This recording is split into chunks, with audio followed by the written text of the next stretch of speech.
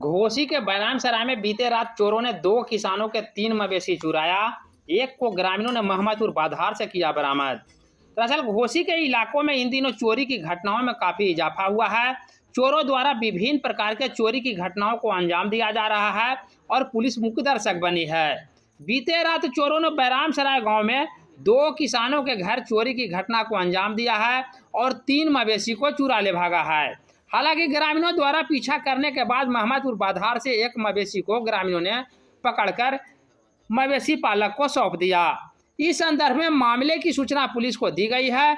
Police सूचना के आधार पर आगे की कार्रवाई में जुटी है। आपके यहाँ क्या घटना घटी है? हमरे के यहाँ मवेशी का चोरी हो गया है 2 गो। तो सवेरे नींद खुला, मेरे सोए हुए थे जो घर में ताला लगा दिया था।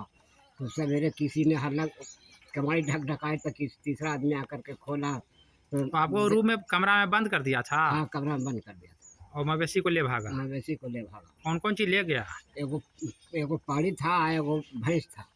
लेकिन पाड़ी जाके बीच रास्ता में महमदपुर के पास छोड़ दिया। किसी कारण साथ या तीर के छूट गया, इसका नहीं कर सकते हैं। अच्छा। तो एगो मिल गया, एगो नहीं मिला। और कहीं चोरी हुआ है? हाँ, गांव में एगो और चौधरी का चोरी हो गया है, जो रोड किनारे स्कूल पर बसा हुआ है। क्या नाम है उसका? सुरेंद्र चौधरी।